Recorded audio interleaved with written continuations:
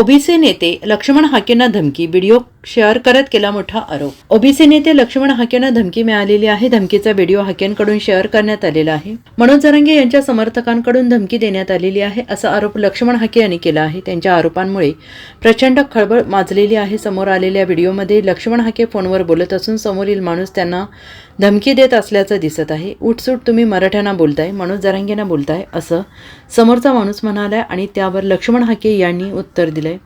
मनोज जरांगे यांनी सुद्धा स्वतःचं घरदार बघावं, त्यावर समोरच्या माणसाने त्यांच्यावर शिव्यांचा भडीमार करत तुमची तेवढी लायकी नाही अशा शब्दात त्यांच्यावर हल्ला चढवलाय। या व्हिडिओनंतर मोठी खळबळ माजली आहे। धमकी मिळाल्याचा आरोप केल्यानंतर लक्ष्मण हाके यांनी पत्रकार परिषद घेत खुलासा केला आहे। मला राज्यभरातून शेकडो धमक्यांचे फोन येत आहेत, जीवे मारण्याच्या धमक्या येत आहेत, मला शिवीगाळ केली गेली, मला जीवे मारण्याची धमकी दिली गेली। महाराष्ट्रात हे काय सुरू आहे असा सवाल त्यांनी उपस्थित केलेला आहे। मी कुठेही आरोपीची बाजू घेतलेली नाही। ज्यावेळी बीड प्रकरणामध्ये सोशल वर्कर्सनी आणि लोकप्रतिनिधींनी आरोपींची आडनावं शोधून एका कम्युनिटीला क्रिमिनाईल ठरवण्याचा प्रयत्न केला, तो कम्युनिटी माझ्या ओबीसी प्रवर्गातील आहे। त्या आरोपींची आडनावं शोधून त्या आडनावावरून एका समाजाला टार्गेट केलं गेलं। त्यावेळी मी एक ओबीसी आंदोलक म्हणून पुढे आलो असंही ते म्हणाले। तिकडे लातूरात आमदाराचा साथीदार धनगर युवकाला ऑनर किलिंगमधून ठार करतो, पण त्यावर काहीच कारवाई होत नाही। त्यावर समोरच्यांचे रोज मला धमक्यांचे फोन येत आहेत। आजही प्रेसच्या आधी धमकीवजा फोन आला। आम्ही सामाजिक न्यायाची भूमिका मांडत असताना मला जातीयवादी ठरवलं जाते। लातूरात ऑनर किलिंग झालं, त्याचा का निषेध केला जात नाही असा सवाल हाके यांनी उपस्थित केला आहे। काय झालं?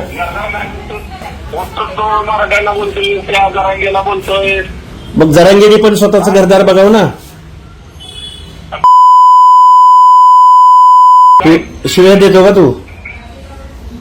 शिव्या देतो? बर मग लायकीने माझी काय आहे सांग ना। मग काय आहे सांग ना बाबा। मी आहे मेंढपाळाचा पोरगा, माझी लायकी नाही।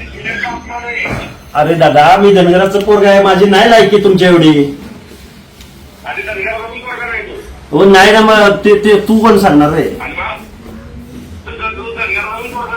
बर मग सांग ना कुणाचं आहे ते, कुणाचं आहे ते सांग। होय की, बघ तू काय विचारतोय असं? तू काय विचारतोय? कशाचा मास? कशाचा मास? अरे नाही मग त्या दस जरांगेला हा प्रश्न विचारतो का तू? मी कधी नाव घेतलं त्यांचं? तू कोण विचारणारा मला? तू कोण मला विचारणारा? तू कोण विचारणारा? अरे तू कोण मला विचारणारा, प्रश्न विचारणारा? तू कोण? तू कोण आहे सांग ना। 96 कुळेनी मग बाकीच्या माणसाला हे करायचं का? धनगराच्या माणसाला काही बोलायचं का? बरं माझं नाही तर राहू दे की, मग तुला पुत्र नाही तर तू काय एवढा लोड घेतलाय? अरे मी माझ्या मागे नाही ना, तू काय एवढं टेन्शन घेतलंय? मग तुला एका बाजूला म्हणतोय तू पुत्र नाही आणि मग बाजूला काय एवढं का टेन्शन घेतलंय? मग तू माझ्या मागे कोण नाही तर शांत बस ना मग।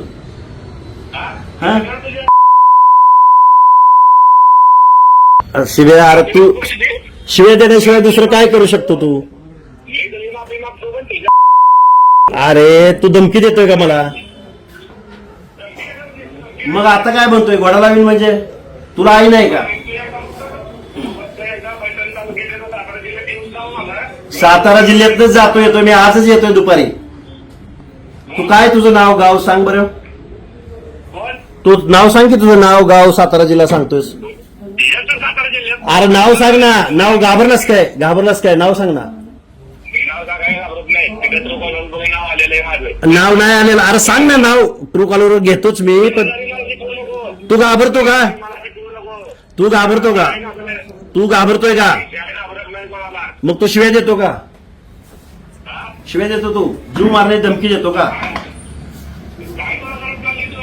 अरे मग कशाला एवढा उपद्व्याप लावला? 1 तास झाला तू पण तुला काय एवढं टेन्शन आलं ते सांग ना. तुला मी काय म्हणतो, तू तुझ्या नेत्यांना असाच प्रश्न विचारतो का? तो प्रश्न मांडतो त्यावेळी, उपोषण करतो त्यावेळी, त्याला काय करायचं? त्याला त्याचं घर सांभाळता येत नाही का? बाकीच्या का बरं महाराष्ट्रातल्या लोकांचे प्रश्न उपस्थित करतोय?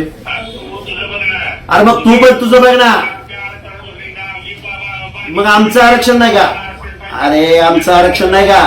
ए दादा, अरे आमचं आरक्षण नाही का? आमचं आरक्षण नाही.